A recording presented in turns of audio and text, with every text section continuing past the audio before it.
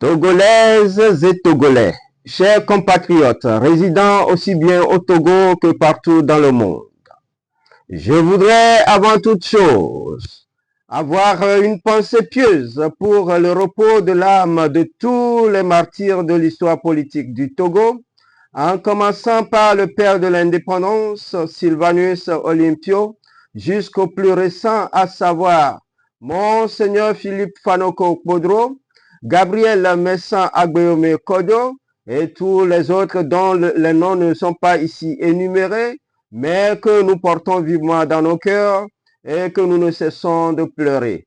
Paix à leur âme. Je vous remercie.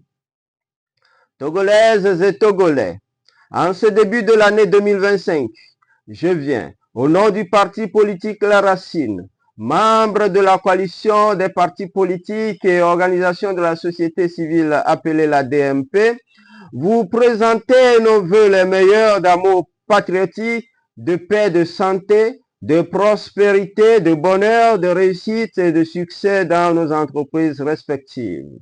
Puisse l'Éternel Dieu Tout-Puissant aider notre pays, le Togo, à trouver une solution appropriée, durable et idoine à tous les problèmes socio-économiques et politiques qui tendent à sacrifier et à anéantir le peuple si rien n'est fait. Cher papa, chère maman, chers frères et chères sœurs, aussi bien au Togo qu'ailleurs, essuyez vos larmes, car le meilleur arrive. La nuit a vraiment été longue, mais le jour vient. Chers compatriotes, en ce tournant décisif du troisième millénaire, nous rentrons avec l'année 2025 dans un cycle tumultueux de l'existence humaine dont personne ne saura prédire avec exactitude les tenants et les aboutissants des grands enjeux qui nous attendent, tant sur le plan national que sur le plan international. Face à ces défis existentiels de l'heure, nous devons une analyse synoptique et objective pouvant nous permettre d'espérer un lendemain meilleur pour nous-mêmes et pour nos générations à venir. Les problèmes togolais, sans passer outre la vérité, sont causés par les acteurs politiques tant du régime en place depuis une soixantaine d'années que par ceux de l'opposition que nous sommes, et c'est la population qui en souffre autant. Togolaises et Togolais, pour aller droit au but et sans coup férir, la source des problèmes dont nous souffrons au Togo depuis la nuit des temps et dont il faut se débarrasser à présent est simple à identifier. Ce malaise qui nous gangrène quotidiennement a pour seul nom l'ego ou amour personnel. Chacun veut à tout prix réussir au détriment de l'autre. Chacun veut demeurer le seul à briller, même s'il faut tuer son prochain. Chacun cherche tout pour soi et personne ne cherche le bonheur de l'autre aussi. C'est cet égo-là qui nous occasionne partout dans nos foyers, dans nos familles, dans nos villages, dans nos préfectures, dans nos communes, dans nos régions, aussi bien que dans tout le Togo, des conflits de génération, d'hégémonie, de compétences et bien de cortèges de malheur. À tous les niveaux de notre société humaine, les tissus sociaux sont en lambeaux. Nous avons aujourd'hui un Togo nettement divisé en deux. D'une part, il y a le groupe d'un petit nombre de citoyens tout-puissants qui fait au plus 5% de la population togolaise, qui constitue le régime en place depuis plus de 60 ans, qui a en main tous les pouvoirs et les richesses du pays et qui ne veut rien céder aux autres. Cette minorité en question, fière de vouloir complètement anéantir la classe de l'opposition, ne cesse d'œuvrer par tous les moyens pour appauvrir cette dernière. De l'autre part, croupis et languis chaque jour que Dieu fait, les 95% restants de la population, qui constituent la classe de la majorité plausible et qui ne cesse de se battre pour survivre. Malheureusement encore, et chose bizarre, même au sein de cette majorité plausible qui contient la classe politique de l'opposition démunie et qui se bat inlassablement pour se libérer, règne aussi cette gangrène appelée ego. Au sein de cette majorité souffrante, on ne cesse d'entretenir une infernale et perpétuelle lutte de crabes dans un panier, faisant éclater le tissu social au lieu de se souder pour faire échouer les graines de division. Si aujourd'hui la classe de l'opposition est fragilisée et tend à disparaître de l'échiquier politique, les raisons proviennent à la fois du braquage de tous les pouvoirs et des richesses par le régime en place, qui doit de même savoir qu'un pouvoir sans une opposition en face est un pouvoir non viable, non vital, qui ne peut garantir aucun avenir à son peuple. De même, les causes de cette faiblesse de l'opposition togolaise proviennent de la division que ne cessent d'entretenir en son sein les leaders qui se méfient les uns des autres, eu égard à certains antécédents malheureux. Pour sauver le Togo, sur ce podium aujourd'hui, je voudrais lancer un appel à une alliance, même contre nature de l'opposition, si nous voulons regagner la confiance du peuple qui attend toujours son salut. Togolaises et Togolais, tant du régime au pouvoir que de l'opposition, nous sommes tous citoyens d'un même pays, des co-héritiers, des copropriétaires d'une même nation. Nous devons enfin cultiver et entretenir le bon sens du vivre ensemble. La gouvernance du Togo ne doit jamais être une affaire de haine, de vengeance, d'égoïsme, de rapport de force, de lutte, ni de guerre civile, mais au contraire, un fair play démocratique guidé par le respect absolu de la Constitution acceptée par le peuple, sans rupture avec le pacte républicain et aboutissant à une alternance positive et pacifique à la tête du pouvoir.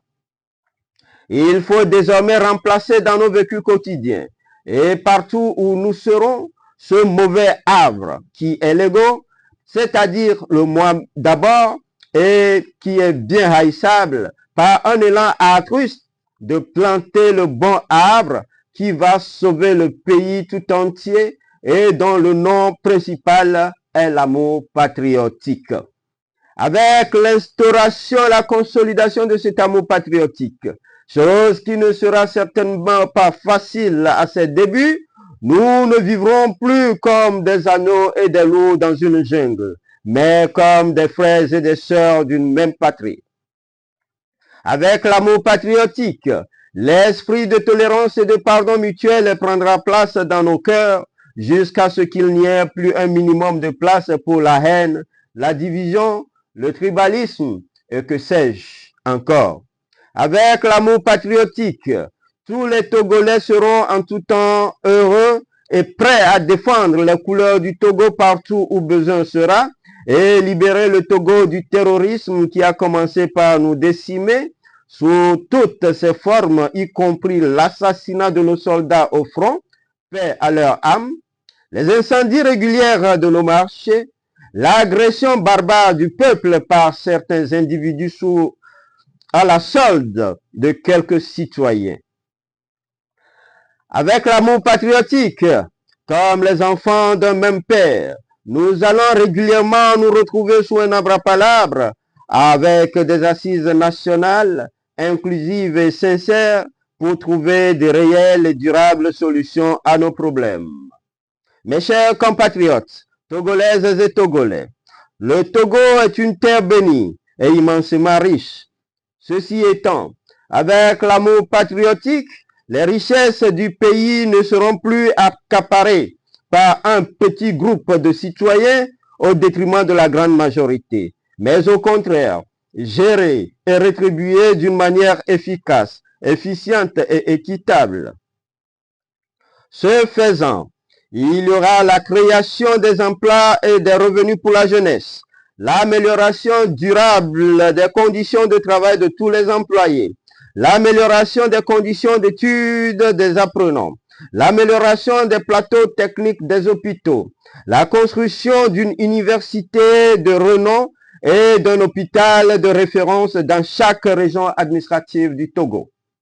Somme toute, la bonne et judicieuse gestion des richesses nationales conduira à un véritable développement égalitaire, humain, durable et harmonieux du pays et évitera à la jeunesse des émigrations clandestines avec tout le cortège de malheurs, car nous pouvons sur place, et ceci ensemble, transformer notre pays, le Togo, en la Suisse de l'Afrique.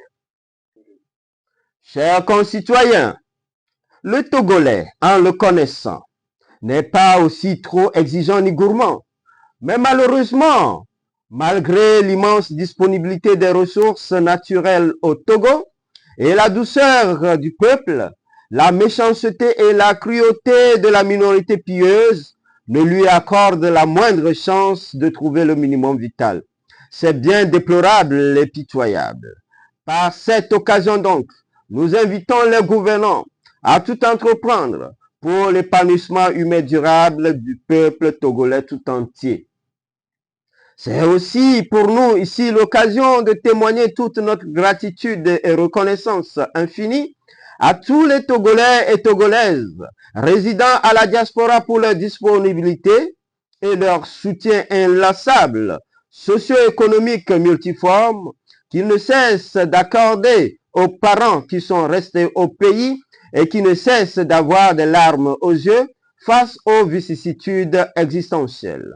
Puisse l'Éternel Dieu Tout-Puissant et les membres de nos ancêtres vous bénir, vous protéger, vous remettre au centuple les fruits de vos efforts.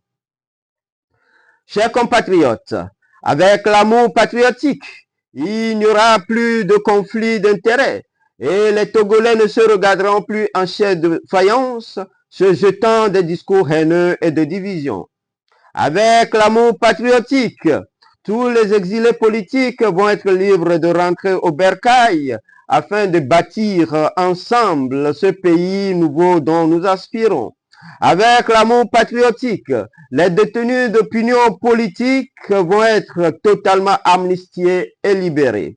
Avec l'amour patriotique, après 65 ans de son existence, le Togo doit aussi parvenir à sa souveraineté sociopolitique, militaire et monétaire, et il est temps que le franc CFA soit remplacé par une autre monnaie digne de nous garantir une hégémonie méritée et durable. Bref, seul l'amour patriotique peut sauver le Togo de ses souffrances. C'est donc avec cet appel solennellement patriotique lancé à l'endroit de tous les Togolais, du chef de l'État jusqu'au plus petit de notre société humaine, que je souhaite à nous tous, où que nous soyons, une bonne et heureuse année 2025. Togolais, viens, bâtissons la cité. Vive l'amour patriotique pour que vive le Togo. Je vous remercie.